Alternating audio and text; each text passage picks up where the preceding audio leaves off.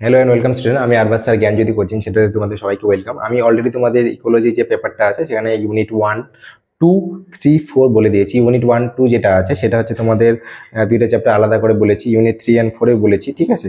তো ইউনিট 5টা আমি আজকে কিছুটা বলবো, ঠিক আছে। তো কোনটা কি আসবে না আসবে বলে দিলে অনেকটা তোমাদের সুবিধা হবে। আচ্ছা, তো নেক্সট আমি তোমাদের বলেছিলাম যে সায়েন্স ফ্যাকাল্টির মধ্যে যার যার যেটা প্রবলেম আছে, কার কোন সাবজেক্টে প্রবলেম হতে পারে না হতে পারে আমাদের সাথে শেয়ার করবা। অবশ্যই তোমার সাজেশনাল টাইপের পেয়ে যাবে। আর লাস্ট মোমেন্টে যাদের এখন প্রয়োজন, ধরে নেওয়া হচ্ছে শুধু পিডিএফগুলোই প্রয়োজন, এখন তো ক্লাসে জয়েন করে তোমাদের কোনো একটা লাভ হবে না, টাকাটা তোমাদের অপচয় হবে। তো সেক্ষেত্রে তোমরা যাদের পিডিএফ প্রয়োজন সেক্ষেত্রে তো তোমার পিডিএফের জন্য তোমার আমাদের সাথে যোগাযোগ করলে তোমাদের পিডিএফগুলো তোমাদের পেয়ে যাবে। সেখানে কিছুটা একটা মিনিমাম অ্যামাউন্ট পে করতে হবে, তাহলে তোমার পিডিএফটা পেয়ে যাবে। নেক্সট হচ্ছে তোমাদের আজকে ইউনিট 5 যেটা হচ্ছে সেটা হচ্ছে বায়োমস অ্যান্ড হচ্ছে এর ডিস্ট্রিবিউশন কি হচ্ছে না হচ্ছে এগুলো আমাদের জানতে হবে। বায়োম বলতে পারো বায়োমের একটা বড় কোশ্চেন আসতে পারে। বায়োম একটা যেহেতু নিজে একটা চ্যাপ্টার, তো বায়োম থেকে একটা কোশ্চেন হোয়াট ইজ বায়োম টাইপের একটা বা কিছু একটা ডিফাইন করতে বলতে পারে, এটা ভালো মতো দেখতে পারো। এটা ক্লাসিফিকেশনও আসতে পারে, শ্রেণী বিভাগটা কোনটার থেকে কী হচ্ছে না হচ্ছে। এটা বেঙ্গলি যেটা পিডিএফ ছিল সেখানে তোমার দেওয়া হয়েছে, যাদের নোটস পেয়েছো।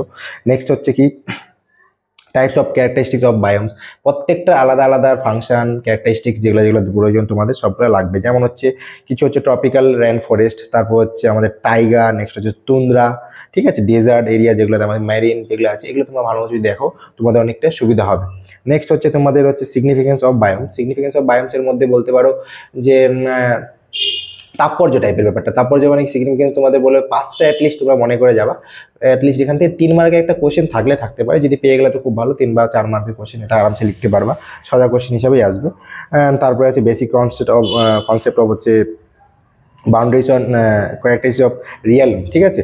এখান থেকে কোশ্চেন আসার চান্স কিছুটা হলেও কম। তোমার এই টপিকটা বাদ দিলেও চলবে, খুব একটা আসে না এখান থেকে কোশ্চেন, তো খুব একটা প্রবলেম হবে না।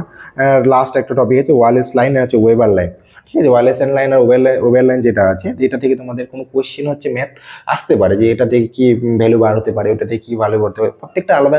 তোমরা আশা করি ইকোলজি যারা পড়তে তাদের কিন্তু মেজরে যারা আছে বিশেষ করে তাদের কিন্তু অলরেডি তোমাদের প্র্যাকটিক্যালে কী কী আছে না আছে এগুলো জিনিস তোমাদের করানো হয়েছে, ঠিক আছে। তো প্রত্যেকটা আশা করি কলেজে করানো হয়েছে, নর্থ বেঙ্গল ইউনিভার্সিটি যারা যারা আছো, তো আশা করি এগুলো করেছো। তো মোটামুটি এগুলো ইউনিট তোমরা যদি ভালো মতো দেখেছো তো ইকোলজি তোমাদের অনেকটা সুবিধা হবে।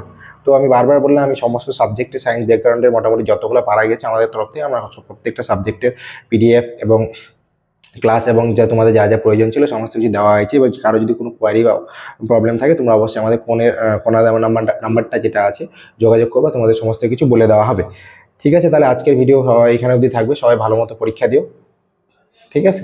Thank you.